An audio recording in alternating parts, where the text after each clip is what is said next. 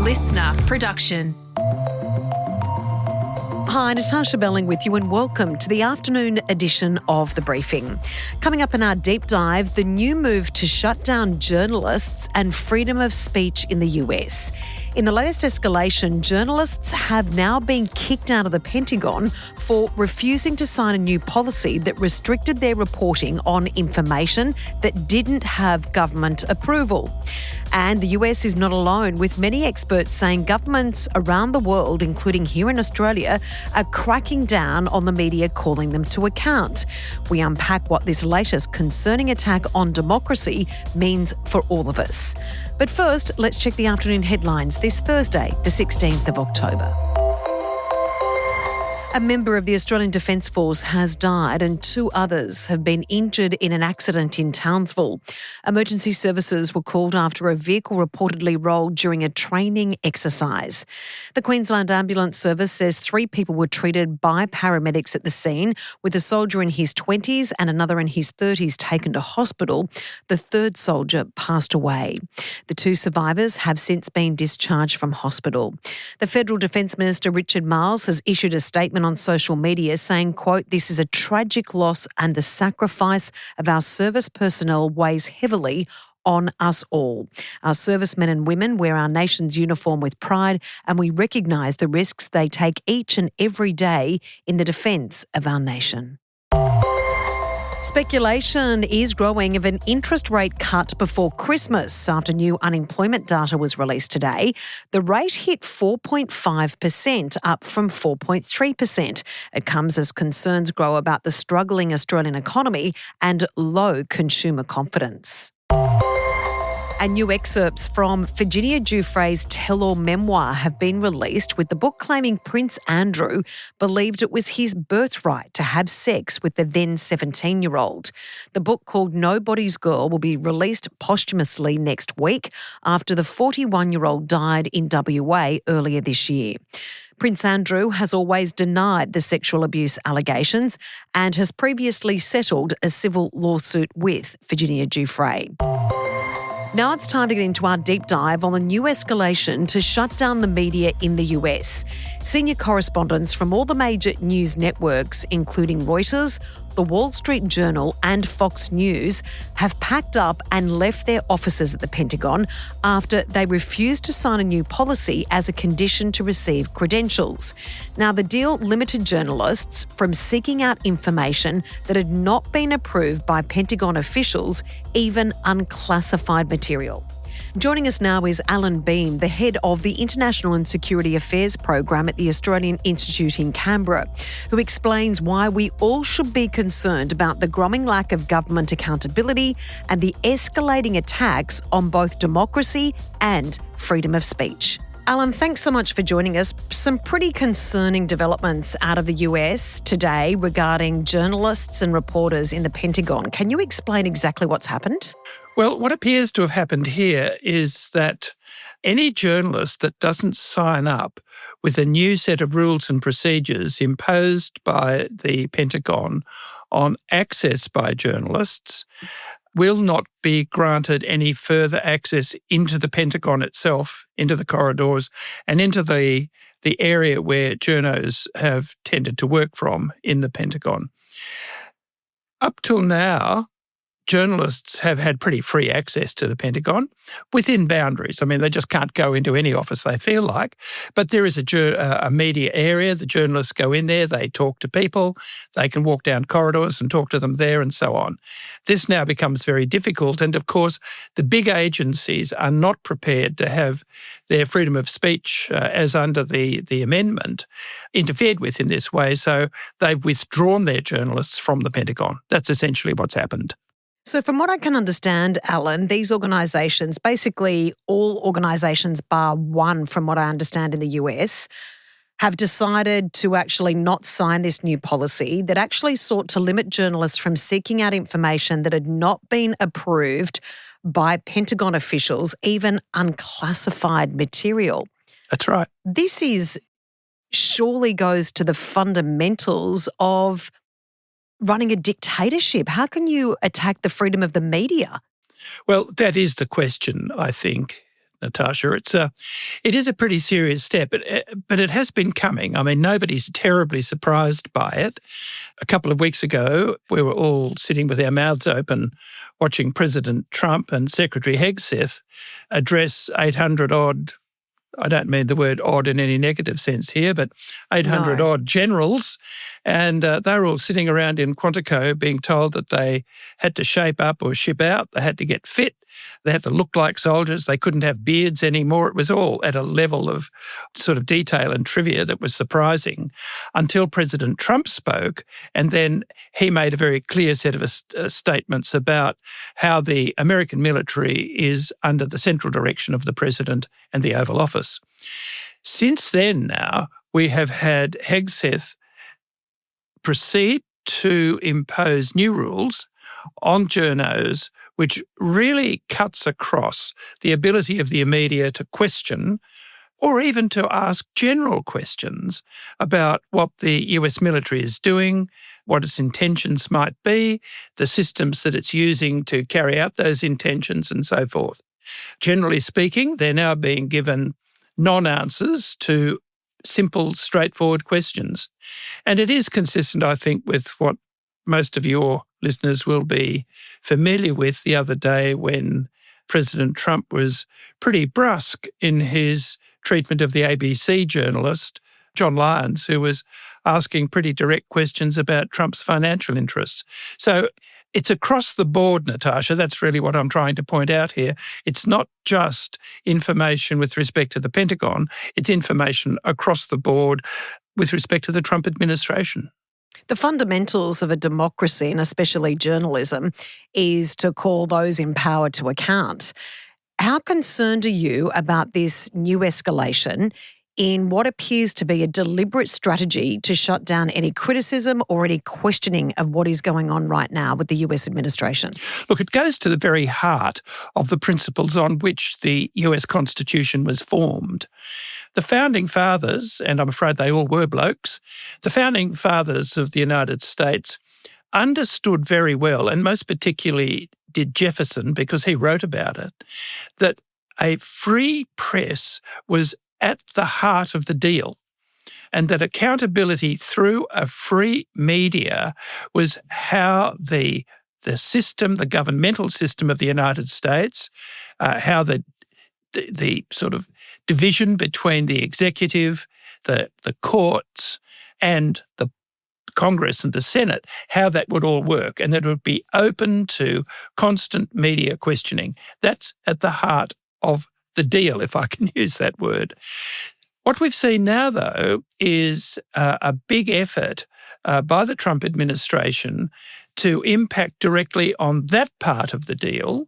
And we've also seen fairly direct impacts on the Supreme Court part of the deal.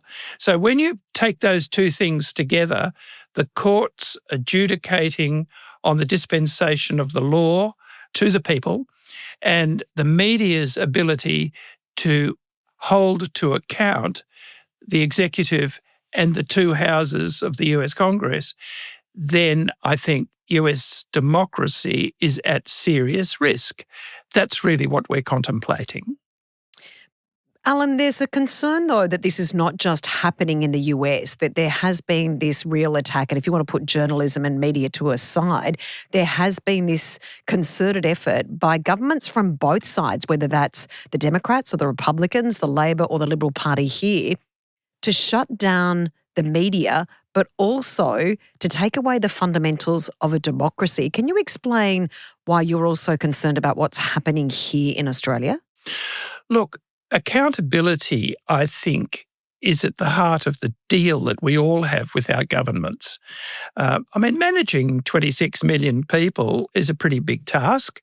We've all got different wishes and hopes and aspirations. And if we don't have a set of rules, which is the law, then we won't be able really to manage ourselves effectively. Now, those laws just don't happen through the parliament. We've got a system here where we've got an executive which is drawn from the parliament. It's different from the US.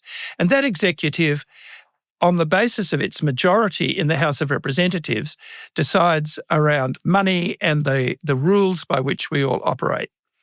The moment you cannot question that effectively, except through question time in the parliament, which is essentially a kind of theatre that takes place when Parliament's sitting, if you can't access that and get right in behind it and find out the deep reasons for things, then the electorate is essentially kept in the dark. And the reasons for which, the one thing that the electorate really puts into this, which is money, the reason for the expenditure of that money then becomes very unclear. It looks whimsical. It looks arbitrary. And so what the media does is get in behind those decisions and make sure, first of all, that they're reasonable decisions. And the corollary of that is that they make sure that the decisions are not arbitrary, that they're not illegal, that they don't favour one person over another, one institution over another, or a set of friends over people who aren't friends. And that is part of the concern in the United States right at the moment about how various parts of the US government, but particularly the executive, are working within the framework of the US economy. And again, this is where the media has the critical role. There's no one else who can do that except the media. And we've got to protect the media because without that, we as citizens, we don't know what the hell's going on either. To what degree does an ineffective opposition play into this also, Allan? Like in Australia right now, we know that the Liberal Party is in crisis mode. There's a lot of infighting, and one would argue if they can't sort themselves out, how can they call the government to account? And also in the US, the Democratic Party is in absolute ruins right now. How concerning is that when there's an attack on the media, an attack on democracy, that there's actually not an effective opposition to call the government out as well? Natarsha, I think that's a pretty serious issue. It was my privilege, actually, to work in the Gillard government when Prime Minister Gillard had a minority government, so there was a pretty strong and powerful opposition operating at the time.